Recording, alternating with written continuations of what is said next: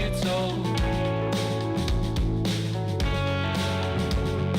We can start a fire that'll burn right through the night. Oh, these boys are getting into it. I'm sure there's gonna be a fight.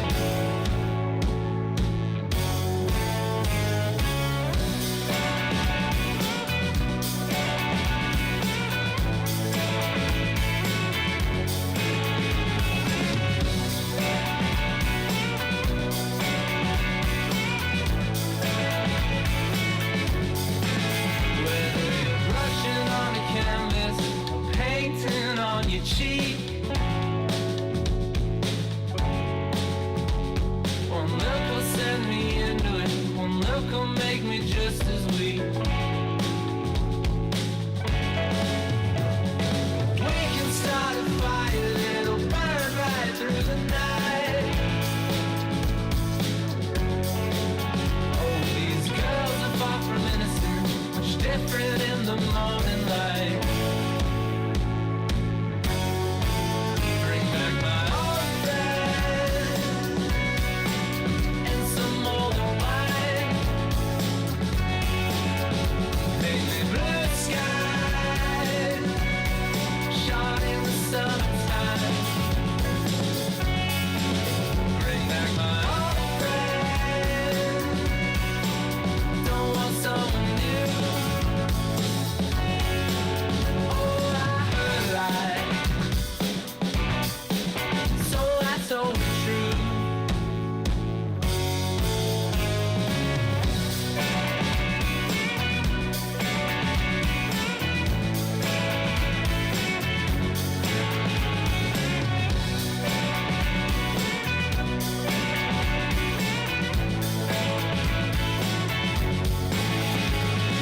Can't keep getting into this.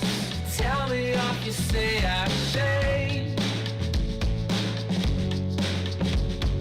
Meet me on the 40 feet. Forget it all and change my name. We can start a fire that'll burn right through the night. What's the point if nothing's different? Point if I can get it right. Bring back my old friends, oh, new wine. Old friends, oh, new wine.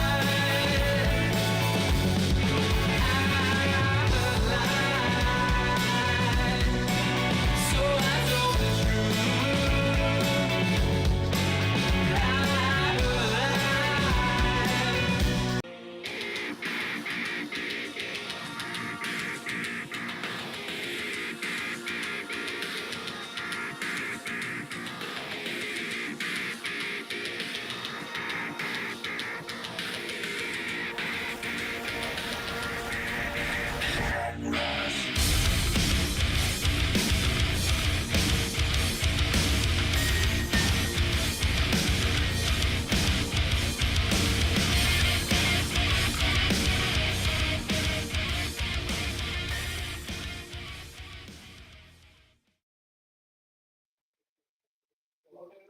What's up, everybody? Welcome to tonight's episode of the Not Your Average Mark Wrestling Podcast. Night number 3 of our build up to Squared Circle Pro Birthaversary. And what a night it's going to be. I am your host, the tutorial boss Guapo, and with me is a man who needs no introduction, the one, the only, Bobby Munoz. Bobby, what's up, brother? Oh, brother, I'm doing fine, man. Over here at work, getting stuff together, and I should be out in Texas another day or so, man. So get ready for Saturday night. Well, we're definitely looking forward to Saturday night, and we're going to get into all things Birthaversary. But before we do, I wanted to take a second to talk with you, just for some of our listeners that may not have had the opportunity to see you live, may not have had the opportunity to see what it is you do, just get kind of an idea of, who you are, where you come from. So my first question is, how did you get into this crazy sport that we all love? Well, I was a baseball player. I was all set to play pro ball. I was in Albany, and I made the spring training. Like I made it to spring training, got an invite, and you know, throughout that time, from about '96 to about '99, I was doing really like a lot of professional baseball tries, but I was also doing a lot of wrestling stuff, like referee. Learning how the ins and outs of the business. But right, I want to say right around '99, 2000, I started to wind down because I got released out of spring training. It was an independent team in Albany, the Albany Diamond Dogs, New York, and I just said, you know what? I got tired of playing baseball after a while, and I started to take more bumps in the Brooklyn gym in about '97, '98, and then 2001 was where I transitioned to more like the performance side of it, as far as the wrestling side, because I started out as a ref, but then I transitioned over time to the actual wrestling combative, the moves and all that. You know what I mean? That took place in about 2001. So my very first bump I actually took was 1997 in that church gym in Brooklyn, and some of the names I went through there was like the who's who of the X Division who started Ring of Honor, like names like the SATs, Homicide, Low Key, the Amazing Red. All those guys went through that gym. Okay. Yeah, yeah. That's So I'm from man. me personally, I grew up in the heart of the South Bronx. So when they say it's Bronx, New York, or the Bronx, New York, South Bronx, whatever, that's actually not. It's not a gimmick or something to sound cool and tough. It's a very real thing. So I'm definitely from the Bronx, New York. Well, and just some of those names you're talking about running through that school. I mean, that's some wrestling royalty right there. So it's cool to know that you got the opportunity to go through that.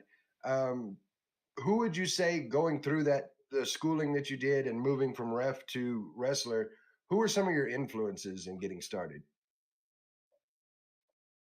Oh wow, oof.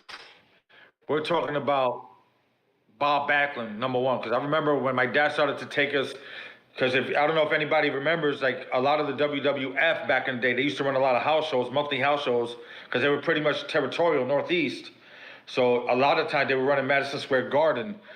Um, my first time going there, I remember seeing like a crowd gathering, and it was Bob Backlund walking from the cab to the arena, and I remember looking at Bob Backlund like he was the greatest thing since sliced bread. Like I'm a little 7, 8-year-old kid, and here's Bob Backlund. So Bob Backlund is really one of my influences in wrestling. He's not the prototypical flippy type of guy like you see today, like a Vikingo or a Brian Danielson. But Bob Backlund back in the day, man, was something different, man. You really had to pay attention to what he was doing. So that was my influence back then, when I started, Bob Backlund, for sure. Bob Backlund's a good one, man. I never got the opportunity to see him wrestle live, but I remember watching him on television about the same time, about 6, 7, 8 years old, and just thinking, "Wow, man, he'd get the chicken wing in, and that's it. It's over. Thanks for playing." Oh, it's over. It's a wrap. That's all she wrote. Also, and moving along after that, you get to see a lot of the old school guys. You get to see a lot of the old school shooters, like the Iron Sheik. People don't realize it was actually a legit shooter. Like he was a bodyguard for the Shah of Iran. Like that's all completely real. So that early, then it transitioned into like guys like the Undertaker, who had the character, the aura, the presence. So when you watch the Undertaker walk from the curtain to the ring, you kind of like try to take that into account when you coming up with your gimmick and your character. So you want to really engage the audience from the curtain to the ring. And I learned a lot of that by watching The Undertaker. Also, Triple H is another one, and Kurt Angle too, as far as like the wrestling influences. Well, and I watching you wrestle at Squared Circle Pro, I can see some of that. I can, especially Kurt Angle. I can see a lot of Kurt Angle in the moves you do, the way you move in the ring, your ring psychology. Um, so every time I get somebody on the show, first time I have them on the show, I have a question that I like to ask, and it's a 3-part question. So the first part of that question is, who would you like to see yourself up against in the next 5 years? Oof. Um, Probably not going to happen, but Brian Danielson for sure, because I like the hard hitting. Um, I would love to wrestle Charlie Dempsey.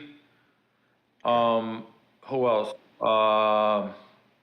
And work with some of the young high flyer guys like maybe Dragon Lee and maybe Javon Evans, like, and let me just put this out there, because yes, I am an older guy, and I get it, and people expect you to be tired, and you're supposed to be tired because you reach this age where you're not supposed to have this level of in-ring cardio and stamina, but I'm built completely different because that's how I choose to take care of myself. I love to put all my workouts out there so you to actually see me doing these compound movements and really building that cardio to where, and Regal and William Regal said it best. William Regal said it like, um, you have to train in the gym like, you know, you're preparing to wrestle a match. I forget the exact wording.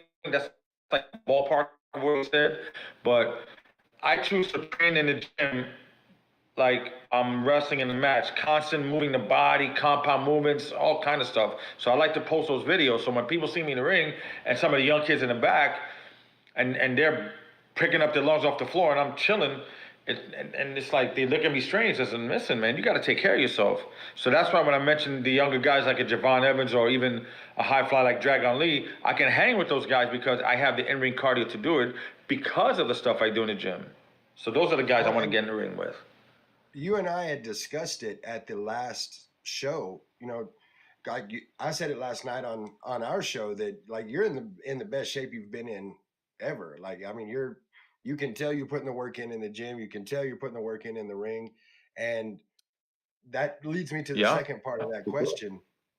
You know, when you start out young in the ring, there's certain people you look up to, and you've listed off some of those. How does it feel when you see that flip where there's some, you know, you are a little older than some of the younger guys. You see that flip where these younger guys are looking up to you and learning from you. What does that do for you?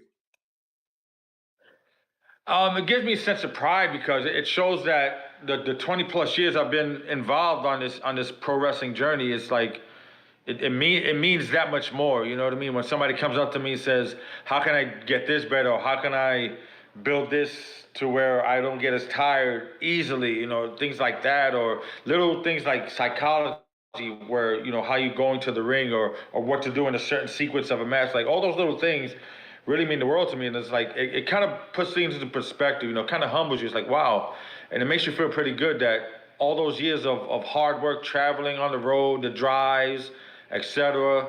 You know, it's really paying off. So that's definitely a blessing, man, for sure. No, absolutely. The last part of this question may take a little bit of, you know, think about it because it's a fun one. What is your dream match? Anybody, anytime, any level of pro wrestling. What would be Bobby Munoz's dream match? My dream match, oof. Um, Let me see. That's definitely a good one. I'm probably gonna go. Uh, um, Anybody on the NXT roster, and I tell you why. Because a lot of the established guys you see on Raw, SmackDown, that's all well good, but I want to be part of that whole development where if I can work with a guy and they're like, crap, I didn't know that was in you. Or I didn't know you had that. Because I would sit in the NXT audiences supporting the people I know that work there. So by getting in the ring and working with some of those young cats back there, absolutely. But nowadays you got Ethan Page, you got all these guys stepping the game up. So anybody on the NXT landscape is good. Anybody. Japan and Europe has also been my style. So anybody in that, like Charlie Dempsey. Matter of fact, you know what? I'm gonna sum this whole up thing. I'm gonna sum it because Charlie Dempsey. It's kind of hard to argue where you know his father being William Regal, and you don't see that same talent level in that Charlie Dempsey. So if I'm picking one person wholeheartedly, it's definitely Charlie Dempsey. Well, see, we put it out there in the world. We need to make that happen. Charlie Dempsey and Bobby Munoz. Yeah. Let me know. I'll be all over that one. Well, Hell yeah.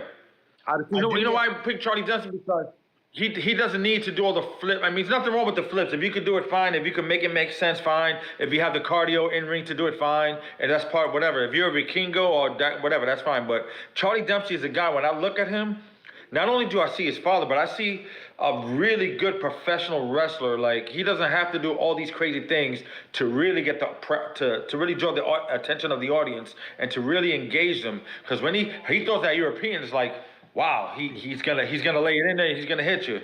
You're gonna feel it. So Charlie Dempsey is that dude right there. I'm telling you.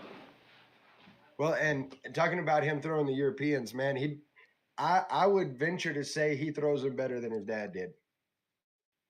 Like Ooh, it's that's that. Listen, oh boy, I don't know about that one. That's the real. Oof, that's a good one. I don't know. I don't know. it, it's That's it, tough. That's a tough one. he's good. He's good with it. Well, Yes, sir. I agree. that brings us to this Saturday night, Squared Circle Pro Birthaversary at Jake's Back Room right here, Lubbock, Texas. And we talked about a lot of the legends like William Regal and Iron Sheik. A couple of legends going to be at the show. We're going to have Demolition Axe and the Warlord live meet and greet at the show, Jake's Back Room. And I, for one, couldn't be more excited. My favorite tag team growing up was Demolition.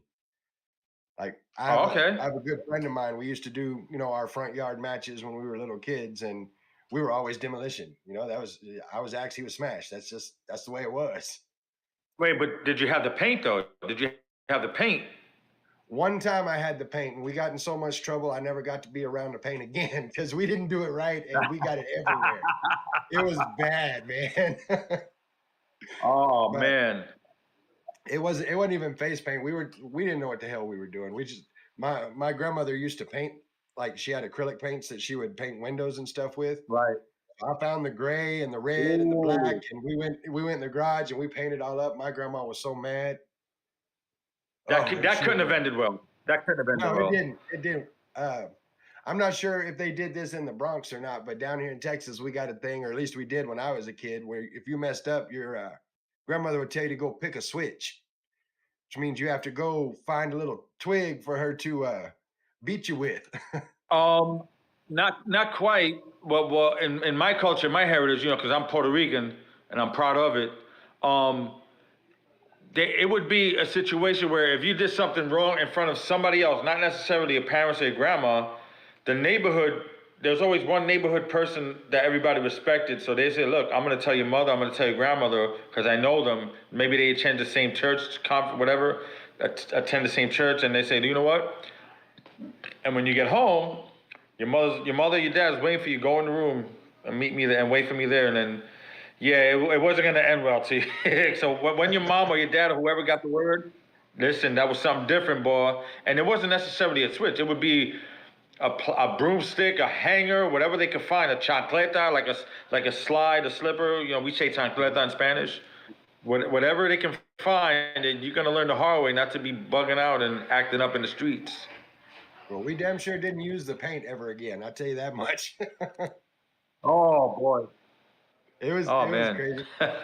But yeah, we loved it. And just like, 7-year-old me is doing backflips right now, knowing that I get to meet him. Like it's gonna be cool. The meet and greet information, we've got access to the meet and greet requires a purchase of the ticket, which the ticket price is insane on this. We got 11 matches on this card for $10. $10 at the door. Insanity.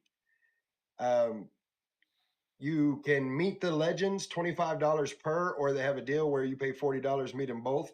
So right now in Lubbock, this Saturday, $50 gets you all point access. You get to meet and greet with both of the legends. You've got your seat at the show, and you get to watch all 11 of the amazing matches we're about to talk about. I cannot wait.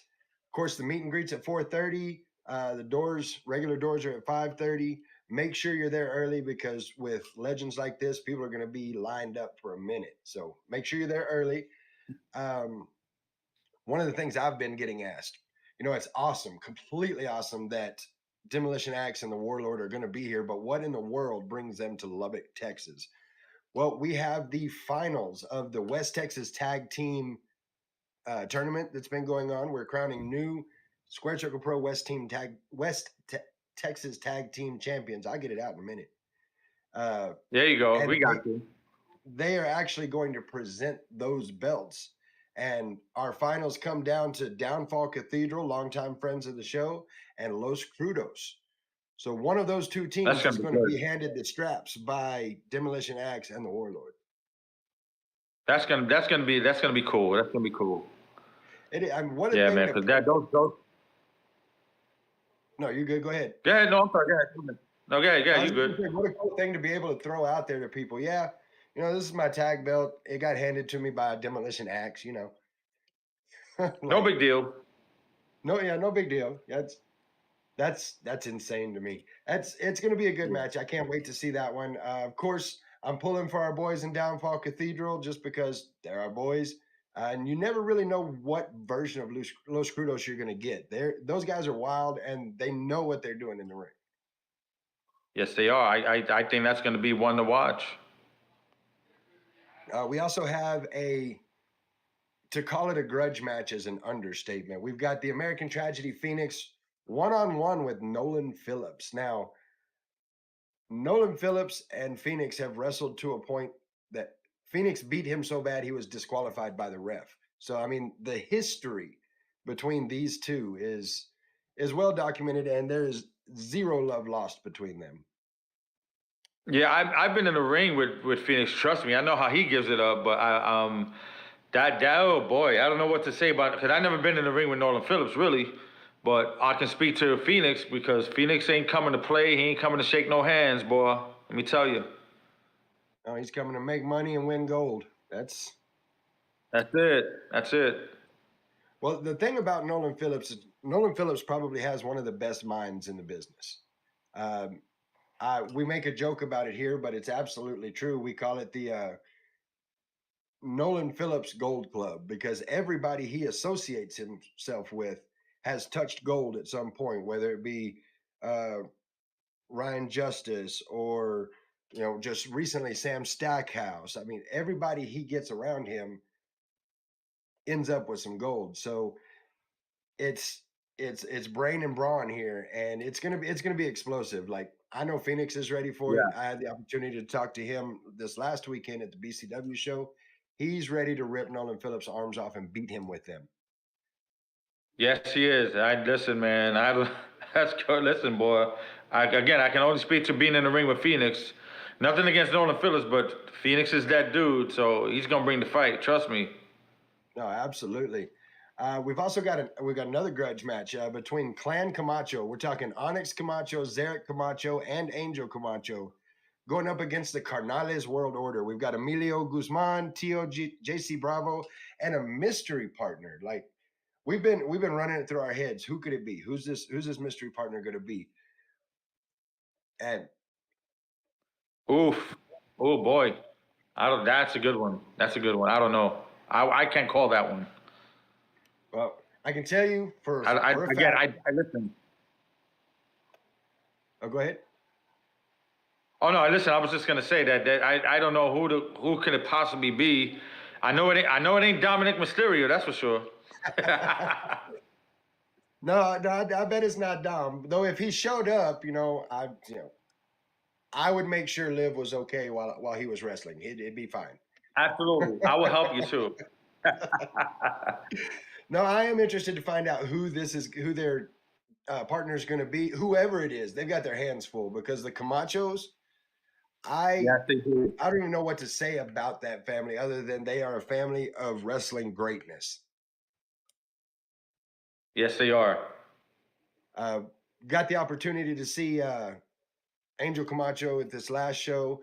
I believe Onyx was in there too. Haven't had the chance to see Zarek yet, but I know that they travel as a family, they wrestle as a family. They know each other probably better than any other team out there. So it's whoever the Carnales World Order picks up, they're going to have their hands full and their work cut out for them.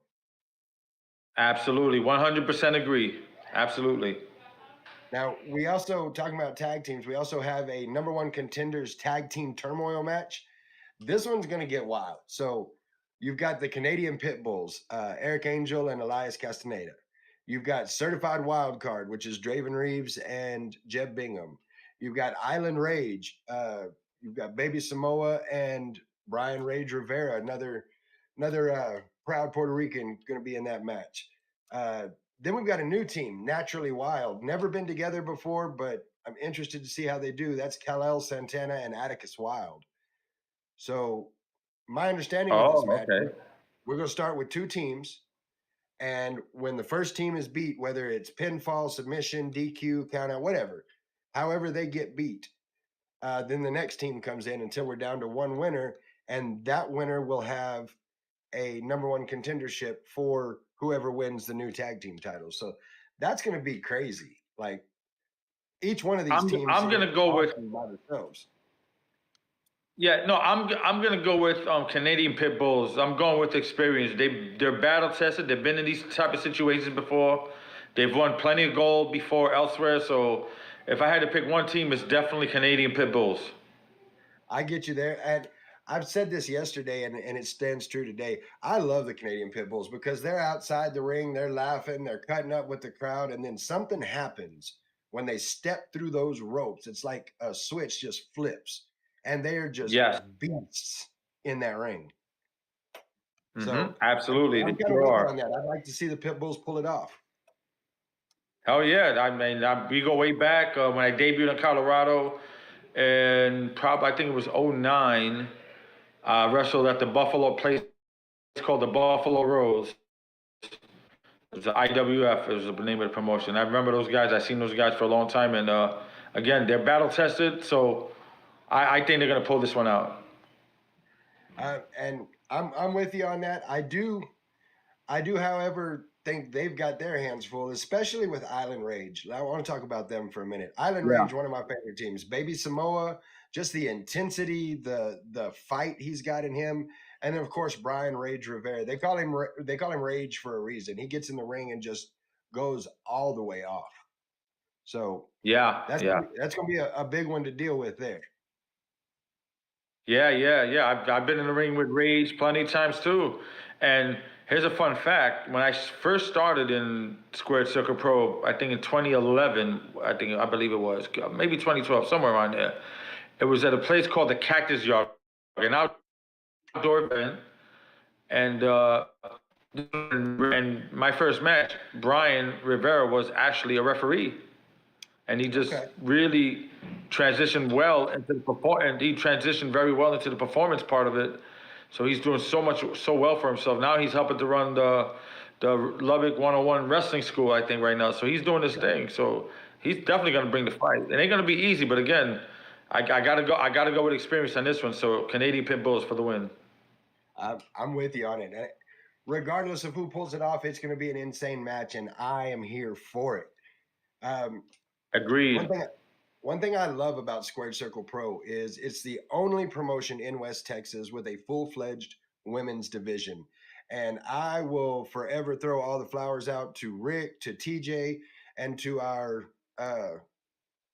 women's general manager, Medusa, for setting up matches that are just next level. And we've got one of those matches on Saturday. We've got Angela Armstrong, formerly known as Angel Blue, going up against Morgan Mercy. Morgan Mercy actually dedicating this match to Evelyn Carter, who was injured at the last show. So I've seen both of these ladies go at it, and I'm glad that I'm just a podcast guy and I ain't got to be squared off against either one of them, because damn, they get at it. Yeah. Yeah, they're really good, man. Listen, man. There's a lot of talented women out there, especially in the state of Texas. So I'd watch out for sure. Now this one's going to be good. There's already a little bit of animosity between these two, so I mean, this could break down into just a straight up fight. And if it does, I couldn't tell you who's going to win that, because both of these ladies have zero quit in them, all fight all the time. So this is going to be a really good match to watch. Yes, it is. I agree. And staying with the women's matches, we have a women's triple threat as well. Nova Phoenix versus Emmy Camacho versus the trophy case Nikki Chase. I don't even know where to go with it. The stylings in each one of these ladies is so different that it's going to be crazy to see.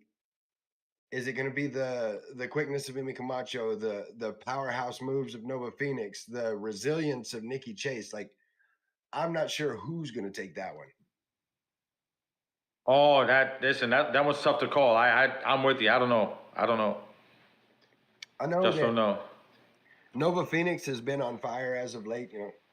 Pardon the pun there. She's been just on one, and I personally haven't got to see Emmy Camacho wrestle, but I've watched footage of her. I've gone back and watched videos, and she's just, when she gets in the ring, it's it's a whole different thing. And then of course Nikki Chase, she's Yeah. been winning match after match after match after match, and each one of these ladies just a superstar in their own right. And putting all three of them in the ring together, man, this one's going to be wild. It sure So, is. so we've also got our champion Damo McCullough. Damo McCullough won the Squared Circle Pro Heavyweight Championship from Sam Stackhouse and is putting the belt on the line against the ring bully Stevon Remsen. Man, Damo's been the Thunderbird's been at it, man. He's traveling all across Texas. He's representing Texas as well as champion, and he's just match after match. He's showing why he is the champion, why he is the Thunderbird. But Stevon Remsen, I mean, they call him the ring bully for a reason. Like he's going to get in there and he's going to beat your ass. That's what he does. He beat you up, take your lunch money, and leave. Yeah, like kind of like Debo from the Friday movies. Exactly. I hope he's watching because now Saturday I'm gonna be like, "What's up, Debo? How you doing?" Oh man, that's like watching. Listen, that's like to me. That's a throwback match, man. It's like watching Blackjack Mulligan and JBL in one body versus Booker T and Ezekiel Jackson in one body. So that's going to be a good one. It is. And you know, both of these guys are already just superstar athletes, but putting the Squared Circle Pro title on that, somebody is walking out of there 10 pounds heavier than they walked in. Yes, I agree. So only time will tell. Yep, we'll find out about it Saturday, and we've got the next three matches I want to talk about. There some craziness going to happen. We've got La Migra, which is El Gringo Loco, Veronica Vega, El Diablo Blanco, and Chris Watson. Sorry, I got some problems with Chris Watson. Going up against Lilith Blood, Killian Crow, the They Them Mayhem, K Daver, and Alluvio. On the surface, this match looks awesome. Like this is gonna, 8-man tag. This is gonna be great. But Gringo put out a promo where he says that he wants to take out all three members of her team and leave it down to just the two of them, and he's gonna strap her to the ring, take his belt off, and beat her like the dog she is. His words, not mine. Throw that out there. Listen, you keep sleeping on women like Lilith Blood, it's not going to end well for you. And I know that personally because I was in the ring with her and her husband, Damian Blood, and it's not as easy as it may look. So I'd be careful if I was, La Migra and them. I'd be careful. Oh, absolutely. And the history between El Gringo Loco and Lilith Blood goes way back. Like Sure does. like at least a decade. Like there's been bad blood between them for a long time. And my fear in this one is this one may get bloody. And I think so. The tempers in this one, the history in this one just leads to being a wild ride. No question about that. Definitely, for sure. Killian Crow and Kay Daver, they've recently started coming to Squared Circle Pro shows. They're teaming up with Lilith Blood. I can't say enough. At the last show, I'm not sure if Gringo knew exactly what he was getting into stepping up to Killian Crow, because I really feel like things would have got ugly if Killian had gotten his hands on Gringo. Pretty much. I agree. Definitely, for sure. That one's going to be wild. And then, of course, we've got a steel cage match. On one side of the steel cage, you've got Marquise Jackson, Nate Collins, and TJ Slater. That team is so cohesive that, I mean, they're a force to be reckoned with. But on the other side of that cage, you've got the living proof Justin Taylor. You've got Nobi Bryant, and you've got the world breaker Brick Savage. Just hearing Brick Savage in a cage, I mean. Listen, that's like Brick Savage is like Umaga in another body, like an athletic, intimidating type of individual where you piss him off or you take him there, it's probably not going to end well for you. And I've been in the ring with Jackson Taylor and Noby Bryant. So if I was Nate Collins, T.J. Slater, and Marquise Jackson, I say my praise and make peace with whatever issues they may have, and just, oh man, it's like somebody from ECW said back in the day, "Survive if I let you," Taz. So Yeah.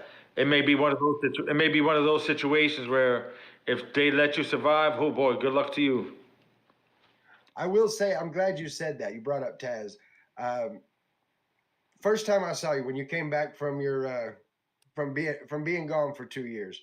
First time I saw you walk in, complete Taz vibes. Just the intensity that he would come to the ring with, the explosiveness that he. That's what I got watching you was Taz. Oh, thank you. That's definitely a compliment. I appreciate it for sure. And that's another guy where when I first started years ago, when I first started having indie matches, I want to say 02, 03, like I would do a lot of Taz suplexes because it was something about the way he was throwing people that was so like shoot or real. Like it was just incredible. It was like, oh crap. Just the intensity and the face that he makes, and he crosses his arms and do. Listen, man, people sleep on Taz's contributions to pro wrestling, but listen, man, I watched him a lot. He was amazing, and you know this match, the steel cage match, all hell's gonna break loose. And it's all Yeah. gonna be inside the cage. So that's gonna be a wild one to watch. We also have, and this is a new kind of match for me. We have a no ropes bare knuckle match. Ryan Justice going up against Bam Bam Malone. Of course, Ryan's former manager in the corner of Bam Bam Malone in one Hall of Fate. And we're starting the match. No ropes. No ropes on the ring. There's no way to break a submission. Oh, listen, I bet again. That's another situation where I've been in the ring with Bam Bam, but I don't know. I mean, that should be an interesting fight. Ryan Justice, I believe he was a former SCP champion, so you can't take him lightly either. But that's one of those things where that's like one of those, NXT Underground or Raw Underground type things, or GCW Bloodsport. You can't go into those things expecting to do tackle, drop down, leapfrog, hip toss, and do all these fancy things. That's a match where, listen, let's square up and throw the hands and see who comes out on top. It ain't about no flippy. Listen, you're gonna have to throw the hands in that one. And that's something Rick was talking about in the chat yesterday. In this match, closed fist shots that's legal. Like that's part of the match. What it is, absolutely. Yeah. So, watched Ryan Justice. He put out a promo today that I saw that I'd forgotten about this, but it's been 1 year since Bam Bam Malone cost him the title. So okay. There's that on his mind. The fact that Paula Fate turned on him at the last show, and Paula Fate is now in Bam Bam's corner. There's so much going through the mind of Ryan Justice. It's, is he going to be able to focus all of that? Because there's a lot of emotion there, a lot of anger, a lot of rage. Is he going to be able to focus that into this match? That's my biggest concern there. That's another interesting one to watch. Like this is gonna be the first time I think SCP has done one of those type of matches. So that in and of itself is gonna be super like I think the fans will be invested for sure. Well, and here's the biggest trip on that. That's the first match of the night.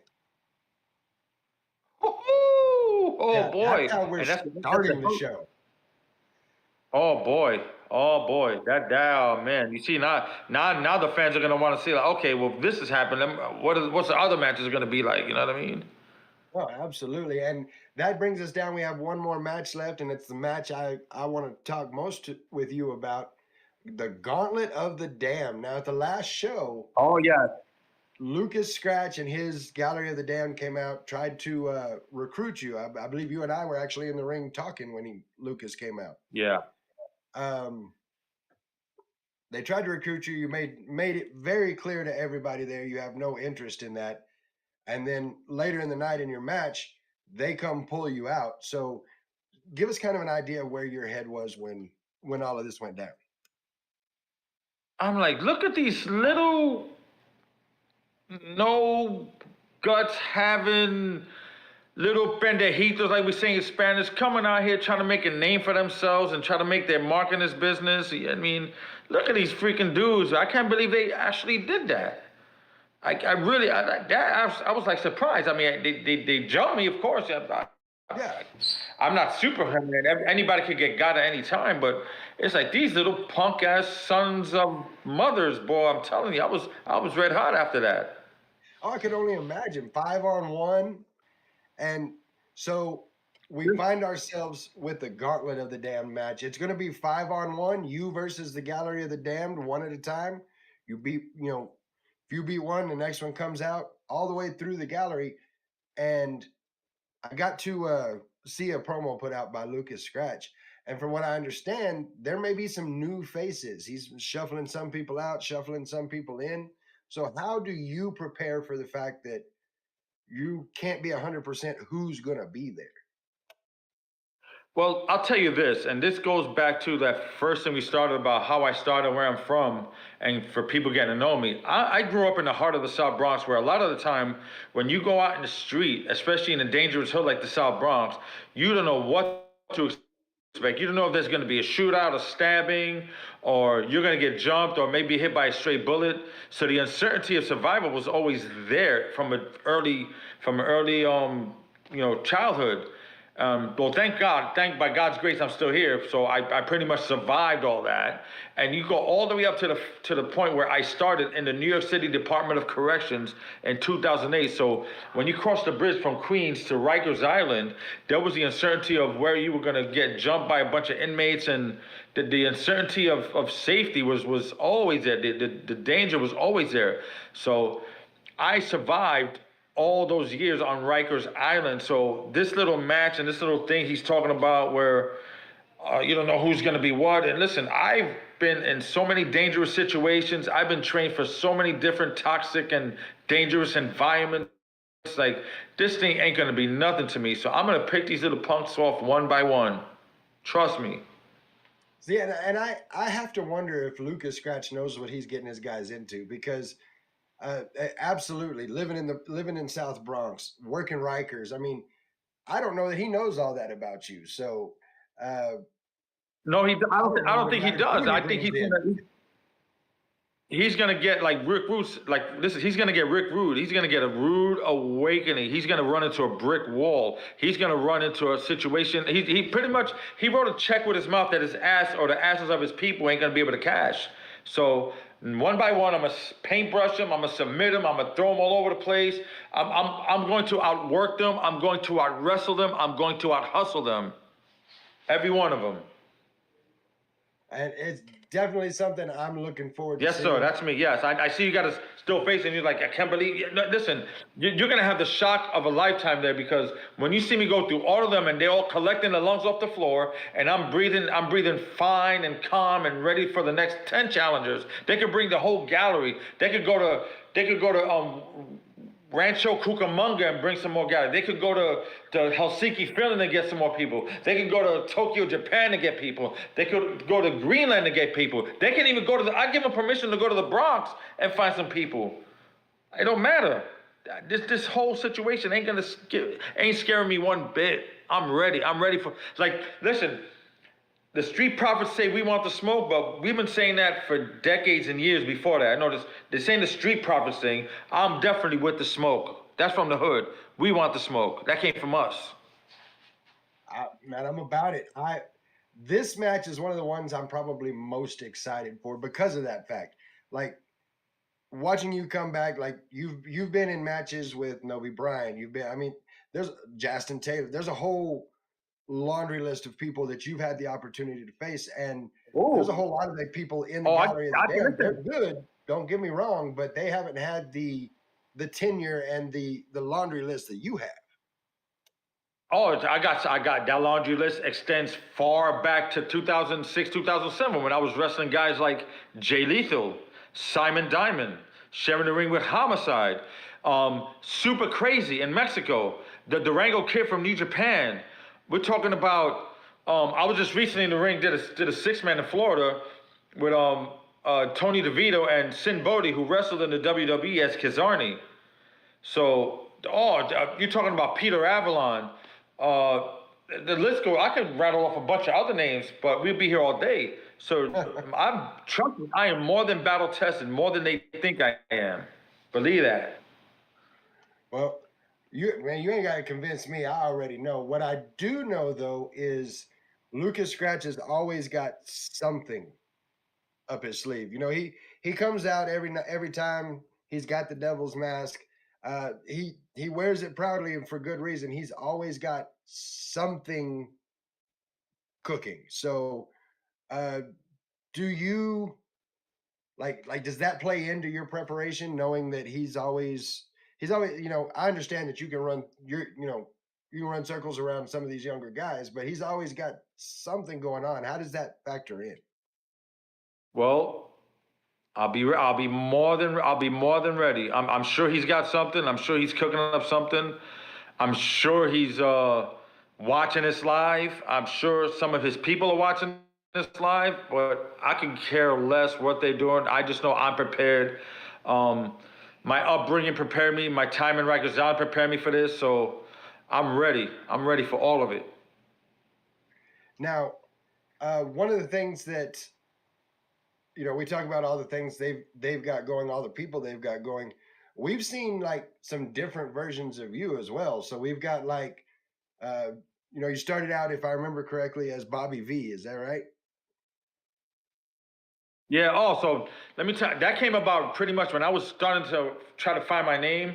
There was a guy in the neighborhood where I lived in Bronx, in the Soundview section of the Bronx. He would always call me Bobby V because at the time, Bobby Valentine was the Mets manager. So he was always calling me Bobby V. So I said, oh, that's my name.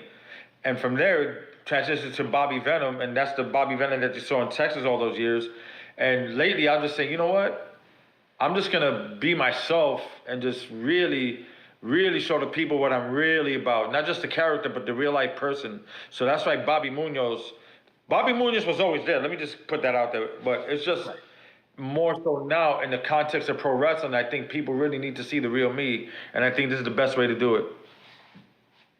Well, everybody's going to get the opportunity to do just that this Saturday night at Birthaversary, Squared Circle Pro, Jake's Backroom.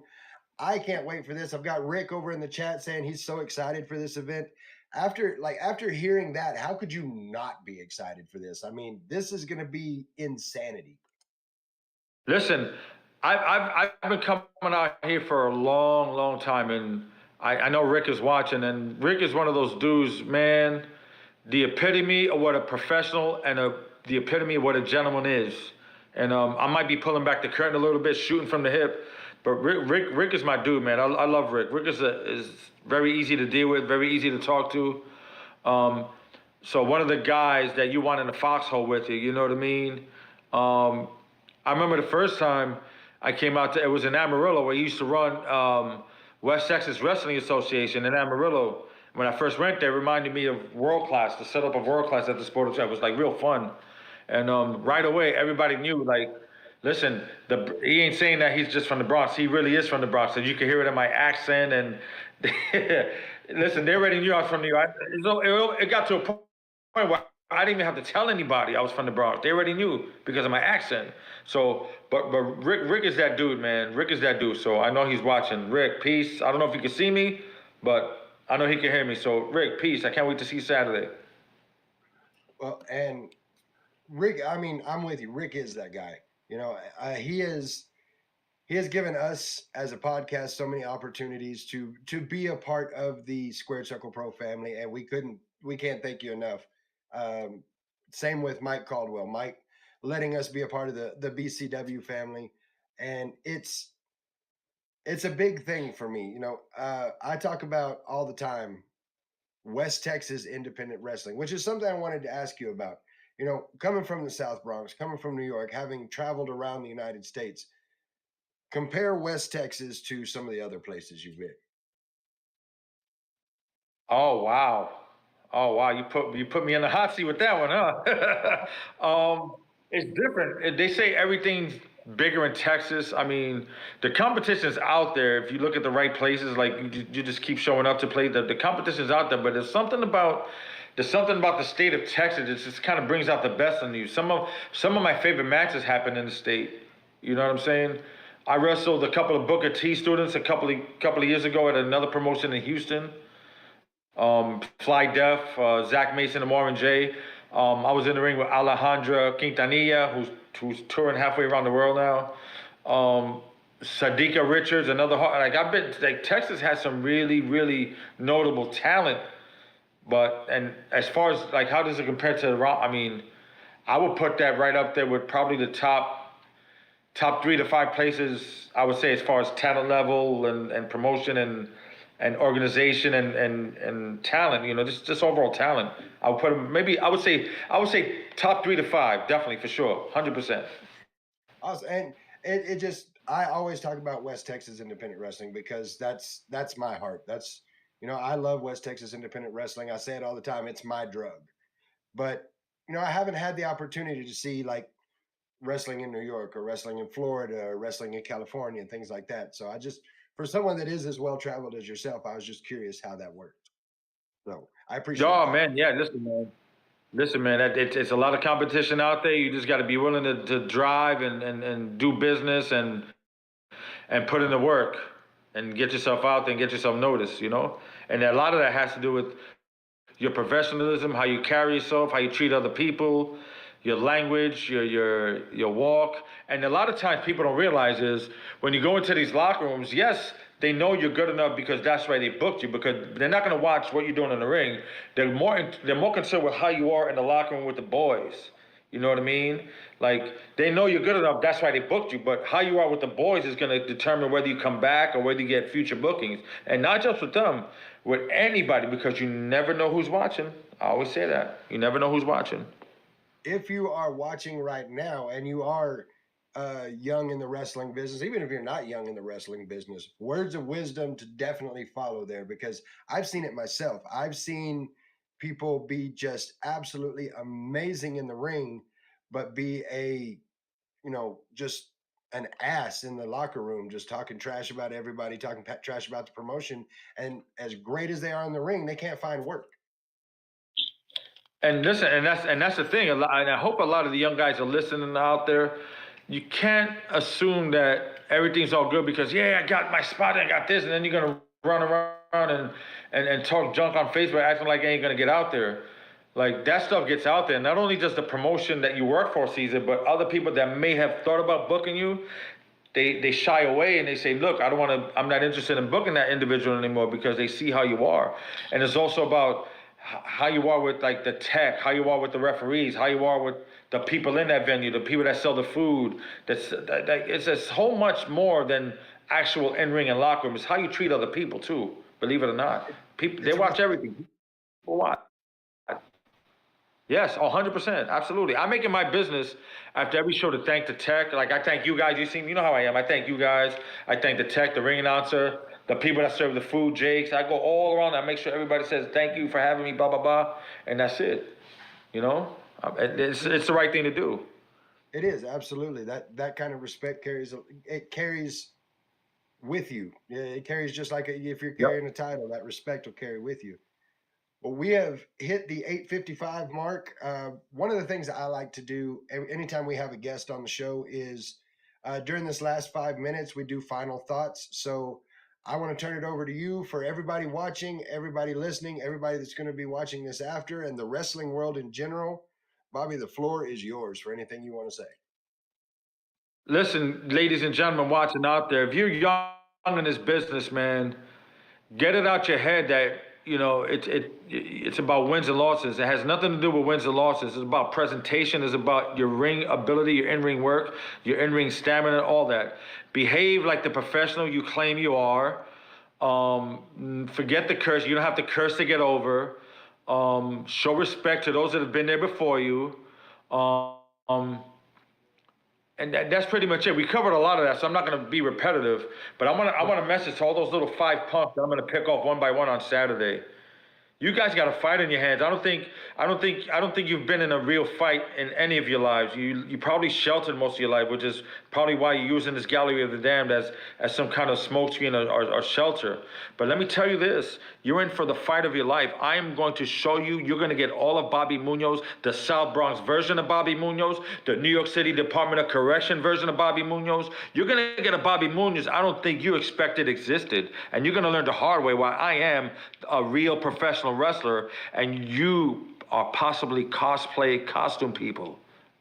So think about it when you step in the ring and the bell goes ding ding. It don't get better. Yeah, than that's all I that. got to Damn. say. Yes, Well, sir. Bang bang, shoot shoot. Let's go. I love it. I love every minute of it. I am so excited for this show. What can I say? If you're in the Lubbock area this weekend, Saturday night, get there at 4:30. Get the opportunity to meet Demolition Axe and the Warlord, and then get your ticket. The doors are at 5:30. We're going to start it off at 6, and you get to see everything we've talked about tonight, and you get to see all 3 versions of Bobby Munoz run through the Gallery of the Damned. I personally can't wait for that. I do want to say thank you to everybody that's in the chat, everybody that's been watching, everybody that's listening. You guys are the reason we can continue doing this. Much love to each and every one of you. Of course, thank you, Bobby Munoz, for taking some time to join us on the show. Oh no, thank you for having me. I appreciate all you guys at Tech, you and the other individual who's I don't know what his name is, but thank you too. Yeah. What's his name? His name's The Guy. Because if you need The streaming, Guy. he's Thank you, The The Guy. If you The need video, Guy. he's The Guy. Thank you, The Guy. But if you're anywhere near here, get your tickets, come out. If you're not here, if you're like my boy Jay Reb, who's trying to, Texas up California, you can catch the show live on heckyeahradio.com.